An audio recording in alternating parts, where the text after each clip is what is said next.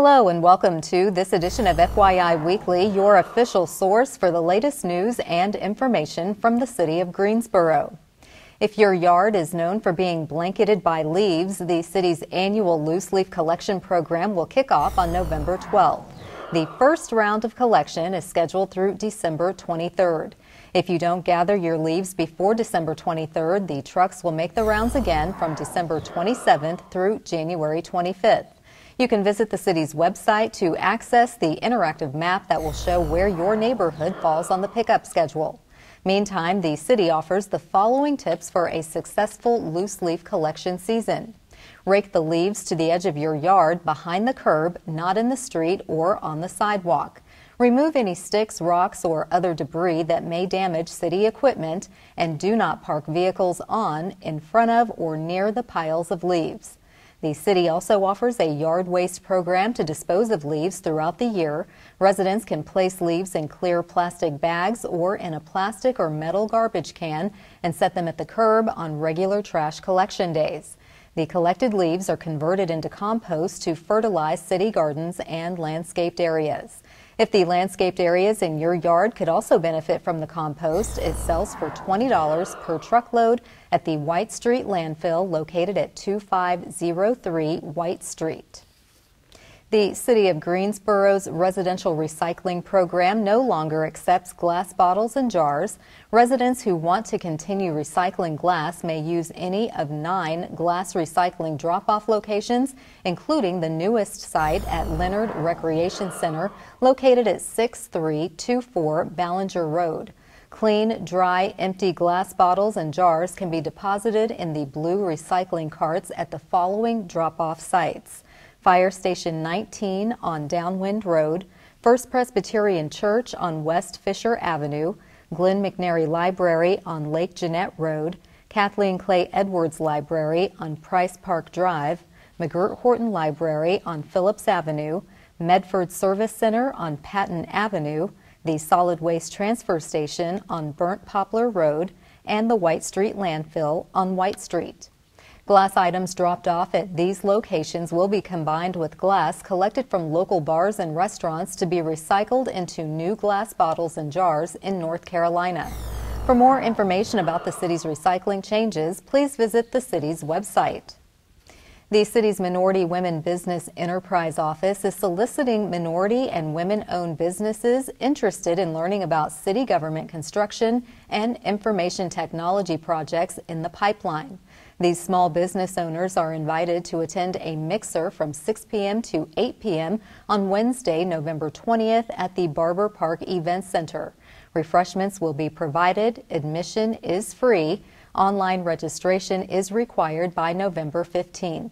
The mixer, titled Building Relationships, Meet the Primes and City IT Pros, is hosted by the city's Minority and Women Business Enterprise Office.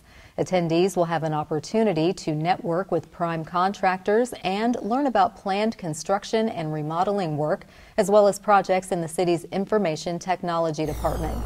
The Barber Park Event Center is located at 1502 Barber Park Drive in Greensboro. For more information, call the city's Office of Equity and Inclusion at 336-373-7980.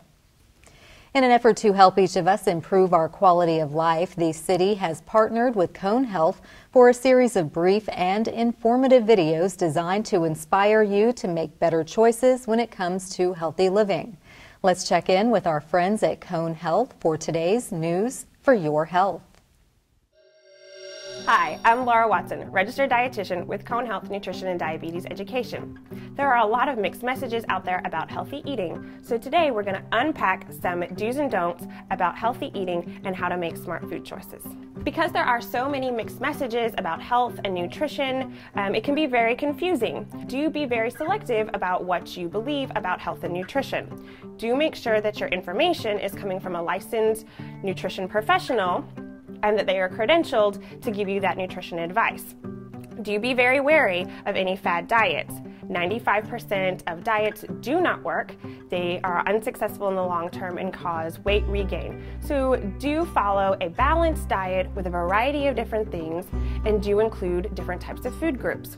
We want to follow the general My Plate recommendations that incorporate a variety of different things, grains and proteins, and vegetables, fruits, and dairy products.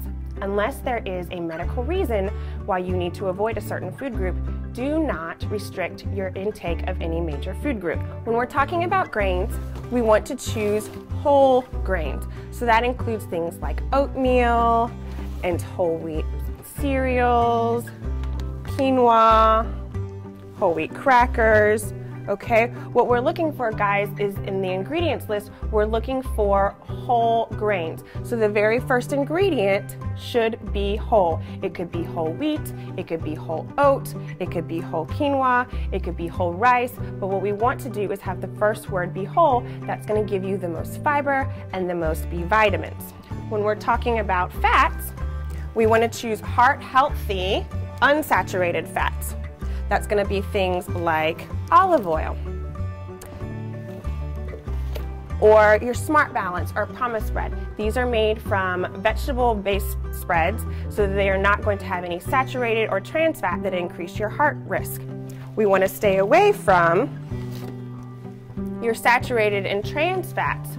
Now, most food companies have taken trans fats out of their products or have marketed that there's no trans fats, but it can be misleading. So in this product, it says that there's no trans fats, but if you look at the ingredients list, they can be hidden, and they're called hydrogenated oils. And those is just a tricky word for trans fat. So we do want to avoid those types of products and stick with more of the heart-healthy liquid type things when we're doing our cooking and our seasoning. For your meats, we want to choose meats that have less marbling on them. So those are the white spots. So we want to choose things like poultry and fish more often. Lots of brightly colored fruits and vegetables. So fresh, frozen without sauce. Canned is fine as long as you dump out that the liquid that's in the can and wash that off, because that's really high in sodium. When we are eating, we want to practice mindful eating. So it's not just what you eat, but it's how you eat when we're talking about being healthy and making healthy eating choices. So a lot of us today are very, very busy, and a lot of times we eat more than what our bodies actually need when we're eating so quickly. So intuitive eating means sitting down at a table, turning off the TV, putting away your tablet, putting away the computer or the work, and taking a break to actually enjoy your meal. Take smaller bites. Savor that food that you're eating. Taste it. Is it hot? Is it cold? Is it spicy? Does it need some salt? Do you even really like what you're eating? Make sure that you're actually enjoying that. Chew your food slowly. Put your fork down in between bites. Take a sip of your beverage in between bites. Make the meal last at least 20 or 30 minutes, as it takes 20 minutes for the signal from your stomach to reach your brain and tell you that you're full. As you're eating, check in with yourself mentally and see where you are in your fullness cues. As you're getting comfortably full, stop. Make sure that you are getting adequate hydration as well, because sometimes we feel like we're hungry when we're actually thirsty. So keep your bottle of water with you at all times and take sips of it throughout the day so that you can stay hydrated and focused. I hope you found these tips helpful. For more information, please visit us at conehealth.com/healthyeating. Thank you so much for joining me today. I'm Laura Watson. If you like outdoor bowling, now is your chance to play or learn how to play. We'll have that story and more news coming up after the break. Stay with us.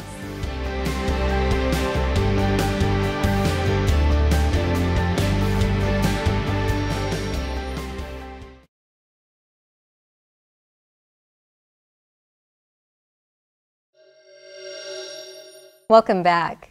The City of Greensboro is encouraging residents to take part in the No Straw November campaign. This is a nationwide effort to reduce the use of plastic straws and other single-use plastics, such as cups, lids, and bags. These items cannot be recycled due to their small size and shape and often end up polluting our streams. Residents and organizations are invited to take an online pledge to reduce their use of plastic straws. Restaurants and businesses are encouraged to provide straws only upon request and to provide reusable or natural alternatives to plastic straws. Residents are asked to refuse plastic straws when they don't want them. Single-use plastic never truly goes away. It just breaks down into small pieces called microplastics. Increasingly, microplastics are being found in drinking water and in aquatic animals with potentially dangerous human and environmental health impacts. To take the pledge or for more information about straws, visit the city's field operations website. Greensboro Parks and Recreation and the Carolina Petanque Club will host a training clinic at the new Petanque courts at the Tanger Bicentennial Garden. The clinic will take place from 1 p.m. to 5 p.m. on Monday, November 18th. Adults and children are encouraged to participate. Equipment will be provided. Petanque is a French outdoor bowling game that is similar to bocce. The Botanical Garden is home to 4 regulation-sized courts, the only such courts in North Carolina, South Carolina, and Virginia. The Carolina Petanque Club is based in the Triad and has participated in the annual Parisian Promenade at the Gardens since 2008. The Parks and Recreation staff built the course, and the club expects to organize weekly games and impromptu play anytime the garden is open.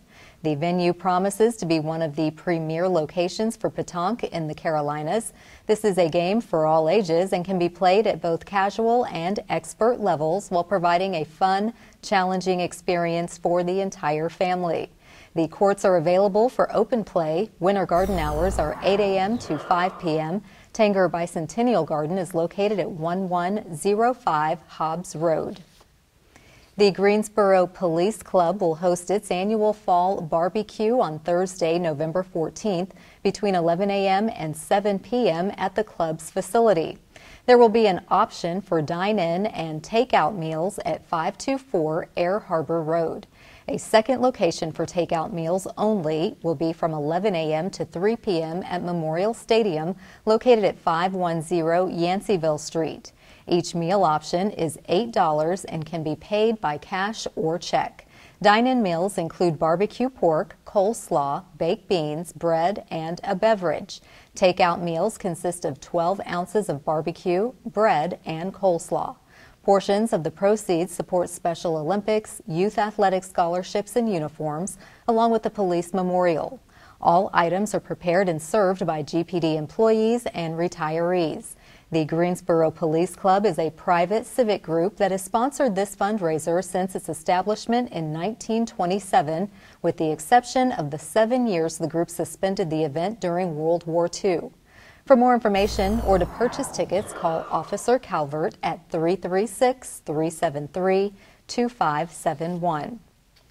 In an effort to spotlight and celebrate local artists, business owners, community builders, and essentially the next generation of leaders, the city is proud to partner with Action Greensboro to introduce our Made in Greensboro series.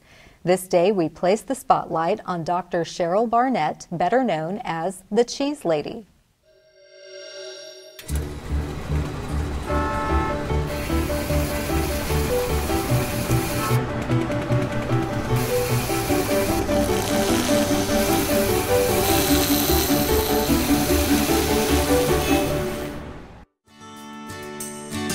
Eight years ago, retired orthodontist Dr. Cheryl Barnett was ready to start her second career as a cheese lady. Her boys encouraged her to start the new business as a dare. To meet that challenge, she hoped to sell the pimento cheese once a month at one of the local farmer markets. That didn't happen because both of the farmers markets were full and not accepting new vendors, so the rest happened by fate. On a whim, Cheryl called Greensboro-based The Fresh Market about the possibility of bringing in a sample. After an interview and going through a tasting committee, My Three Sons Gourmet Pimento Cheese was born. It made its debut at the Fresh Market in October 2010 and sold out immediately. Cheryl boasts about how her product was born in Greensboro, it grew in Greensboro, and has been supported by the Greensboro community. Her success in Greensboro enabled distribution to expand to other cities and states. To grow My Three Sons Gourmet, Cheryl had to get out of her home kitchen. She found a home at the Nussbaum Center for Entrepreneurship in Greensboro before graduating and settling into a permanent pimento cheese factory in Greensboro.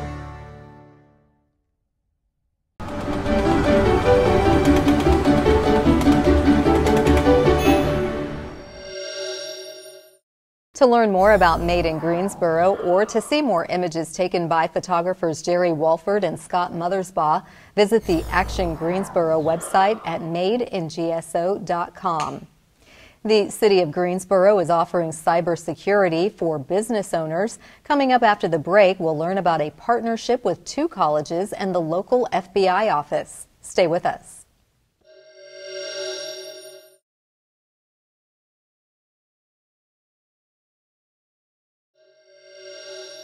Welcome back to FYI Weekly. Protecting computer systems from cyber criminals who operate in the dark web is what the City of Greensboro wants to do for local business owners. Joining me now to tell us about the Dark Web Threat Intelligence Sharing Project is Jane Nichols. She is the director of the city's Information Technology Department. Hello, Jane. Welcome to the show. Thank you. So glad to have you. Tell me, how did the Dark Web Threat Intelligence Sharing Project come about? Well, it started with a project we were doing with Union Square. Union Square, as you know, is a collaboration between some of the local universities and Cone Health, and its focus is healthcare. Okay. So they were looking for another concept for Union Square, and one of the concepts was cybersecurity. Okay. So I worked with a team on a concept for Union Square cybersecurity. Well, the project didn't go forward, unfortunately, but we decided to move forward with it as a city in partnership with North Carolina A&T State University and GTCC, as well as the FBI. Wow, that's a really unique partnership. Bringing in the universities is always critical. As a city, we have so many different people operating and really kind of supporting our efforts. How critical is it for businesses to have this type of protection? Cybersecurity is very critical, and I'm sure every business, every government entity is concerned about cybersecurity. We see so many breaches and ransomware, and it's constantly changing. Yes. So it's something that you just can't put in one type of protection and walk away. It's something that you just constantly have to be looking at and staying up to date on what the current threats are. Okay. And what does the threat intelligence consist of? How does this work in terms of, you've got the students and you said the FBI? So the students, the way this will work, we're inviting local businesses to come and learn about this and participate if they would like to.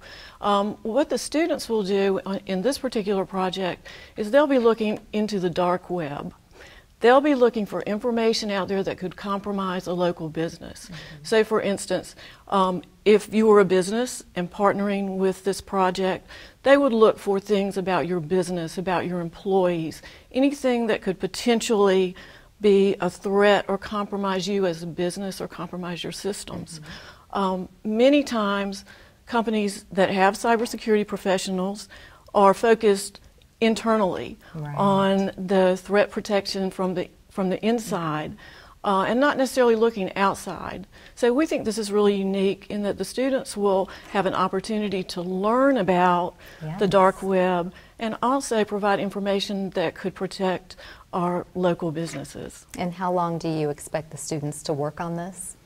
This will be a semester project, but we're hoping, if it's successful, that this is something that we will run continually and be able to add additional services to it. Okay. So if business owners hear about this and they're thinking, you know, I'm not sure how protected my system is, how can they be part of this project? They can come to our event on November 14th from 2 o'clock to 4 o'clock at HQ Greensboro. And they can sign up for it on our Facebook page. It's a Facebook event. Go to Facebook, look for events, the Dark Web Threat Intelligence Sharing Project. Okay, well, Jane, thank you for stopping by to tell us about cybersecurity. We know small business owners need that safeguard and that security. And large business owners. Exactly. We want to make sure all of our local businesses are not trapped in the dark web. Right, exactly. Well, you have so many other projects that you have going on in your department. Do come back and let us know what other projects you're working on. Okay, I will. Thank you. Stay tuned for a little-known fact about Greensboro as we tell you something about the city. That's coming up after the break. Stay with us.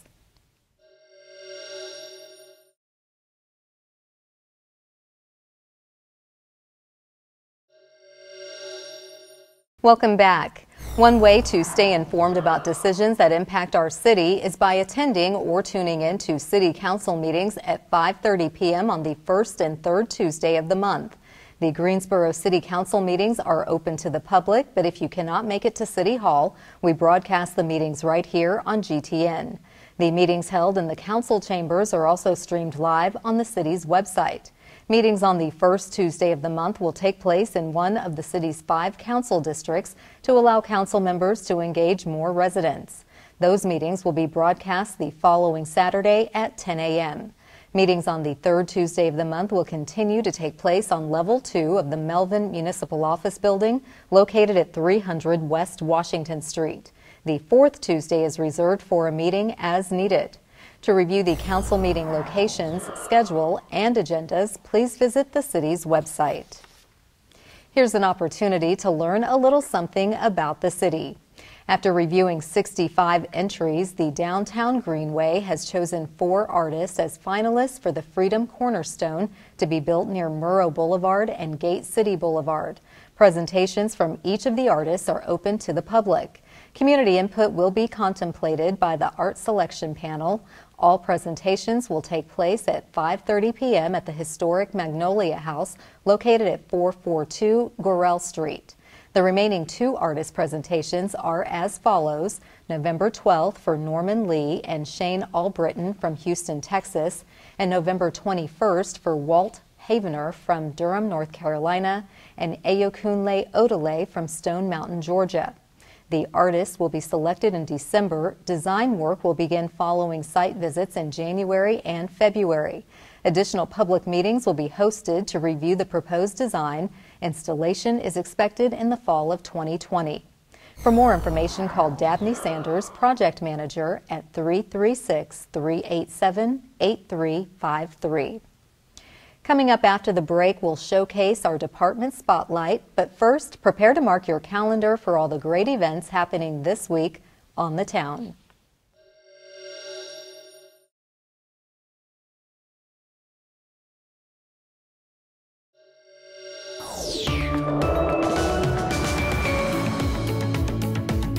Hey, this is Taylor. If you're looking to enjoy some music this weekend, you're in luck. So let's get started. Start off your weekend with Greensboro Opus Concert Series. On Friday, be sure to come out and see the Philharmonia of Greensboro under the direction of Peter Perrette perform at the Christ United Methodist Church beginning at 7:30 p.m. Then, on Saturday, head over to the Dana Auditorium at Guilford College for the Greensboro Concert Band, also beginning at 7:30 p.m. For more information on the Opus Concert Series, visit greensboro-nc.gov/opus. Beginning this week is the Community Theater of Greensboro's annual production of The Wizard of Oz. No show in the Triad can replicate the joy that audiences feel year after year as more than 100 talented kids, teens, and adults present this timeless classic. The show is now through November 24th, so be sure to get your tickets at carolinatheater.com. On Saturday, Banda MS is performing at the Greensboro Coliseum. Banda MS is a regional Mexican group with the banda style consisting of over a half a dozen member ensemble of winds, brass, and percussion. So get ready to move. For more information or to buy tickets, visit GreensboroColiseum.com. Also on Saturday, the Glenwood Branch Library will host Recycle Mania, the bedroll project from 3 to 4:30 p.m. Learn about this collaborative project which includes recycling, simple crochet, and helping others in our community.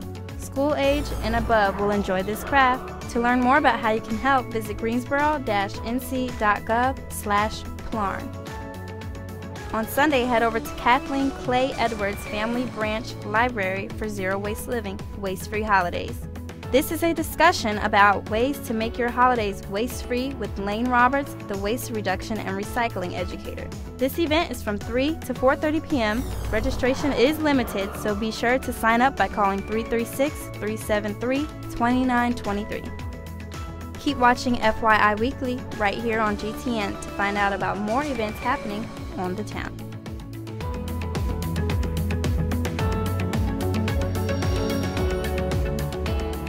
Welcome back.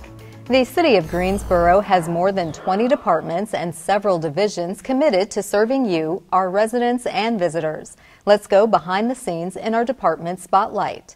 The Neighborhood Housing Department is inviting residents to review the draft analysis of impediments to fair housing choice. The document is available to review until Friday, November 15th. Written or verbal comments should be directed to the Neighborhood Development Department. Public input on the analysis will be considered for the final report to help identify barriers to fair housing choice throughout the city. As a recipient of federal housing and urban development funding, the city is required to conduct a 5-year consolidated plan to develop housing programs and priorities for grant program years 2020 through 2024. As a condition of the consolidated plan, the city is required to advance fair housing. To help accomplish this, the analysis of impediments to fair housing choice is conducted every 5 years prior to the HUD-mandated consolidated plan being implemented. Feedback can be shared with Caitlin Bowers, the city's community development analyst, by calling 336-433-7266. Straight ahead on the other side of the break is this week's Way to Go GSO shout out. Stay with us.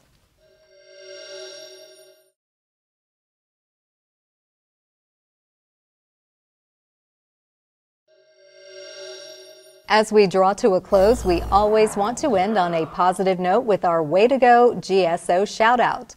This week's shout out goes to Greensboro Parks and Recreation. The department unveiled the city's new professionally designed Keeley Park Disc Golf Course. The course was constructed with funds from a $250,000 land and water conservation grant. It was designed by Innova Disc Golf. This is part of Phase 2 of the Keeley Park development, which will include a renovated playground, community garden, and spray ground. The city will host a groundbreaking at the end of the year. Keeley Park is located at 4100 Keeley Road in McLeansville. That concludes this edition of FYI Weekly, but you can easily stay connected to the latest city news by linking to us on Facebook, Twitter, YouTube, and Instagram. Alexa users can subscribe to our 5-minute flash briefings. Be sure to download our weekly podcast, Talk City Greensboro, and now GTN is streaming on Roku. For all of us here at the City of Greensboro, thanks for watching, and we'll see you next time.